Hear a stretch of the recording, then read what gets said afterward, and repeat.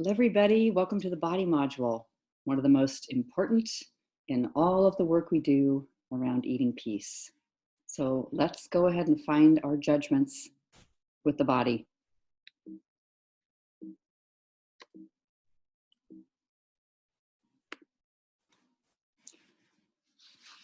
Our thoughts about having a body are incredibly valuable to identify, especially when they're very, very stressful. But they can even be important when they are not so stressful, but favorable. Let's see why. One question I love is, what does this thought or condition bring me that I'm imagining would be so good in relationships, in the world, and of course, we're looking at with the body. So let's ask ourselves, what does this body give me or take away? What are the qualities, the feelings, the experiences I have by having this body become or stay the way I want it?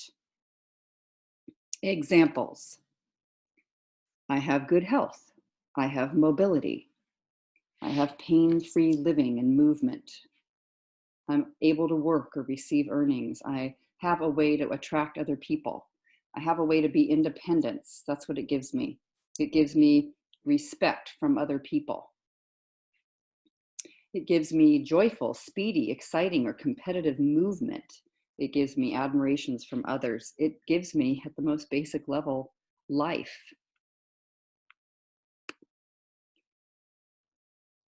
Such a powerful question to ask. This body, those qualities, you possess it. It is yours. Is that true? Are you sure? Look what happens when we believe the body is ours. We're in charge. We're in control of it. What happens when you believe that thought? And who would you be without it? So, not only can the body give us something that we think is incredibly valuable, or take away something in the moment, or think we might think of it in that other list of what we don't have that is possible to have.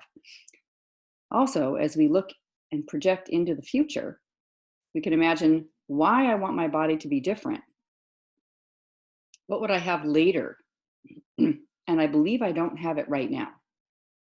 So if I got what I wanted with this body, even if it's the right weight, which we so often repeat to ourselves in this work, but if I ate the right foods, if I ate enough spinach, if I didn't eat candy, what would I have later on if I experienced this, if I did this, if I did it the right way, if I got my body to a different place? So just simply good to pause and notice the list. I'd have safety, security, freedom, and independence, a lover, mate, partner, fame, praise, winning, admiration, respect, more life. That's what I'd have. I'd have more life. So just notice if there's any different way of putting that in your own mind. I find that a little bit different. I might not have it now, but I'm going to get it later. What would I have? Maybe a very similar list potentially. So this is also good to question. I will possess it later, that quality, that experience. I must possess it later. Even more life. Can you imagine? Do you know what that feels like when you find out that you're sick? People that I've worked with that have a terminal illness, and they say, I must possess more life. I must possess disease-free life later. It's like imperative, it's critical. Panic, right? Amazing to question that because we're noticing the stress. Is that true? Can I absolutely know that that's true? So let's do it on the right weight. Just noticing how we have been so committed to possessing it later. I might not possess it now, but I'm going to get it. I'm going to get there. I will have whatever qualities I think the right weight will give me. And to question this does not mean I won't make it. I won't get there. We just don't know what the future will bring. Powerful to notice. So here is one of the most important and profound exercises I ever did. The first time I ever did it was, I believe, about 30 years ago from the time of this recording. It was from Susie Orbach's work, Fat is a Feminist Issue. And she began to really look at just the nature and principle of femininity and wondering why so many women had issues with food. Now, we're not in any way discounting someone who identifies as masculine, male, having issues with food, but perhaps potentially it's something within that we can call masculine and feminine. So some aspect of whatever femininity is within each person, no matter what gender.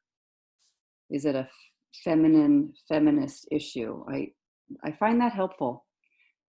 Femininity in a grand, non-gendered way could be, receptive, yin, that kind of an experience or mode.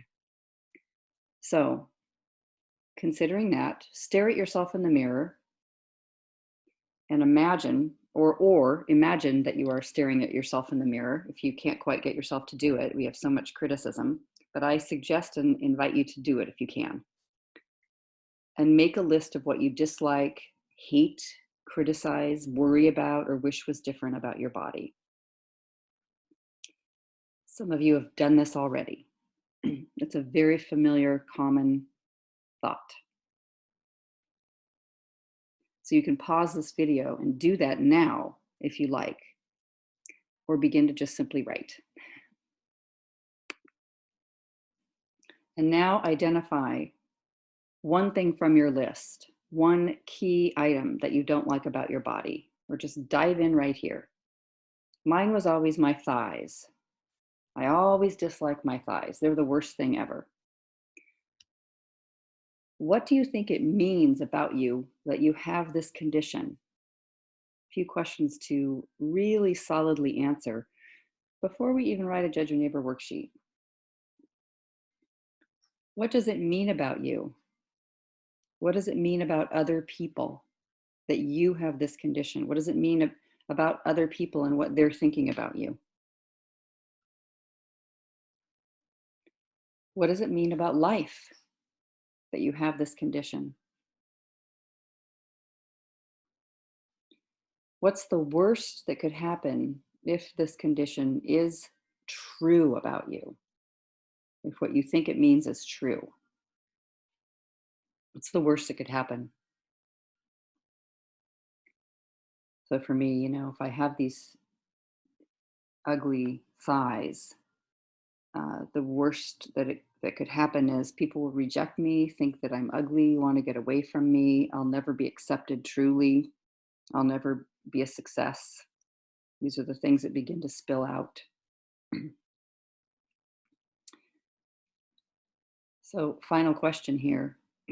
If you got what you wanted, in other words, this condition that you're staring at is gone, has vanished, and now you have smooth, tight, strong thighs, for example, my experience, my thought process, my condition that I want, what would it give you?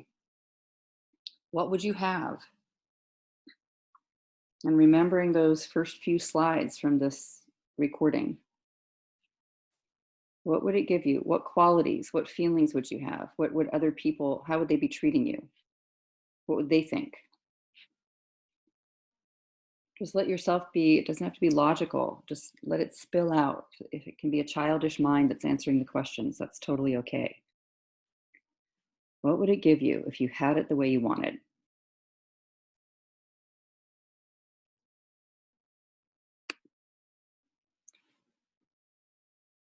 So now, after you've done that exercise,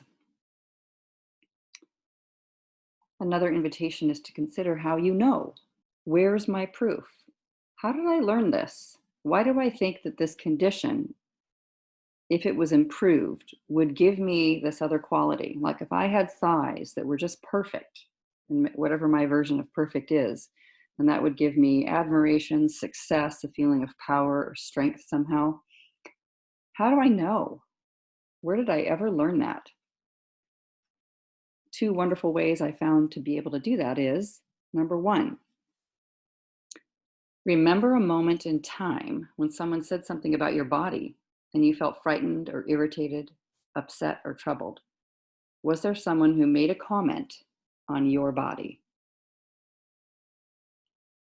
If this is another short list or a brainstorm of recalling and remembering, a brainstorm, then look, when you were really young, like age 5 to 8, preteen, older, teenage, past puberty, young adult. But just see if you can recall when someone said something about your body, and note these times, just like little bullet points, very simple. The time somebody said this to me, the time somebody said this to me.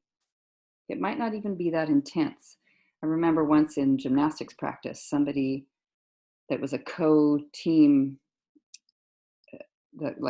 another student, another person my same age on my team, uh, three of us were lined up in front of the mirror practicing a routine.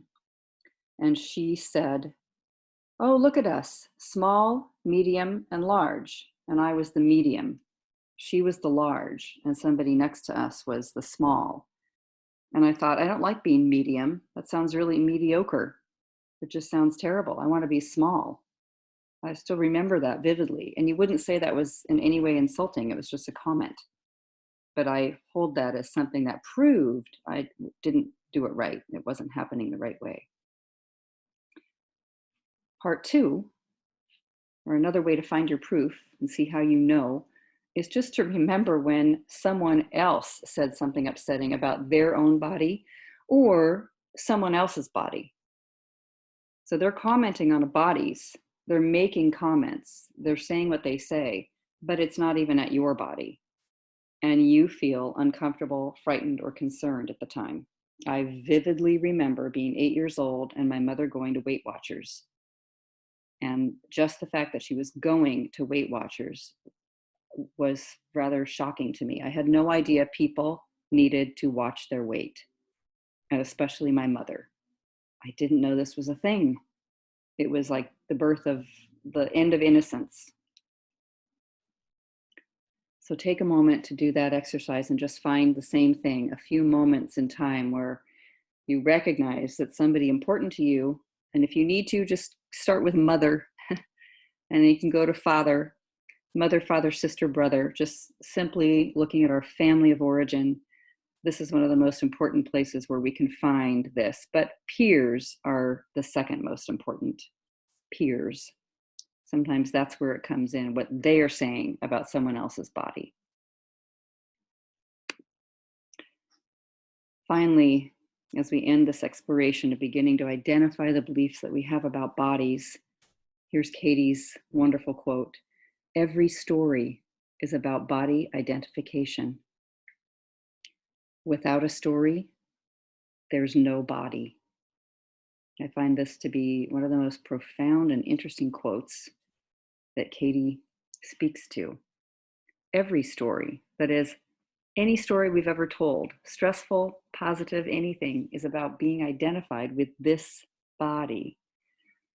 So, without a story, there's no body. That could be freedom. It could be something that you even might think of as a little frightening, but something to think about. All right. Bring any of these identified thoughts to any live call or to the work with your partner or to sharing right there on Slack in our forum in writing. Love to see what you find. See you in the next video.